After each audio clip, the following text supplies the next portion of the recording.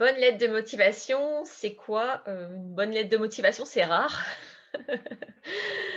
Une bonne lettre de motivation, c'est une lettre que j'ai envie de lire en ayant déjà lu les 2 premières lignes, que j'ai envie de continuer à lire. C'est une lettre qui me parle pas forcément de ma structure parce que je la connais de toute façon, mieux que les candidats.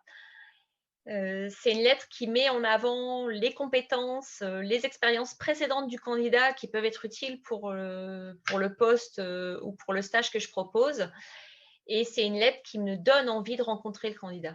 Une bonne lettre de motivation, elle est composée de 3 parties. Une partie sur, voilà ce que j'ai compris de votre entreprise et de votre besoin. Une partie sur ce que je peux vous apporter par rapport à ce besoin et une troisième partie sur rencontrons-nous, et je vous propose, de vous revoir prochainement. Voilà, c'est un peu ça, les 3 parties de la lettre. Une très bonne lettre de motivation, moi, me donne envie de courir rencontrer le candidat. Alors, les choses à ne jamais faire pour une lettre de motivation, ce serait de redétailler son CV. Aucun intérêt puisque vous avez un CV. Donc, c'est vraiment, marketer, ce que vous pouvez apporter à l'entreprise en fonction de ce que vous avez compris de son besoin.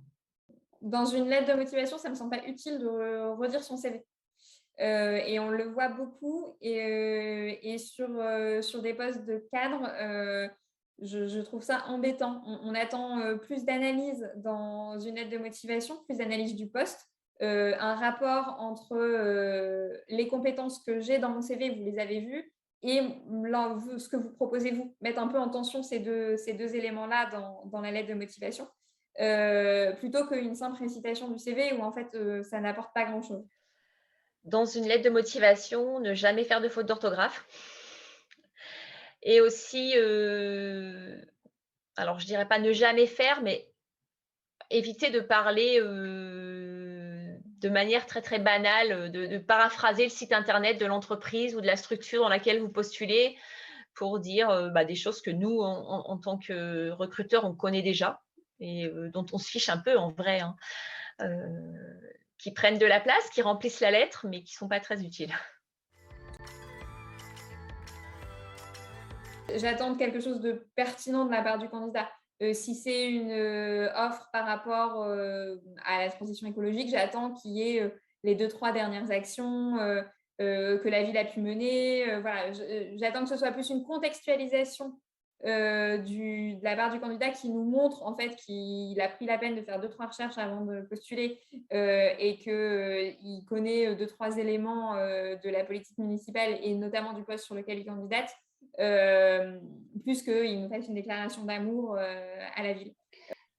Alors, ce que j'attends, comme info principale dans une lettre de motivation, ça va être, la bonne compréhension du poste, la bonne compréhension de l'entreprise, de sa culture, de voir effectivement que la personne a fait des recherches quand elle a postulé et que c'est pas une lettre bateau parce que ça se repère et du coup, qu'il y a bien un match entre, ce qui est attendu et ce qu'elle peut nous apporter. Voilà. La lettre de motivation, c'est aussi un moyen de tester plein de choses pour nous chez le candidat.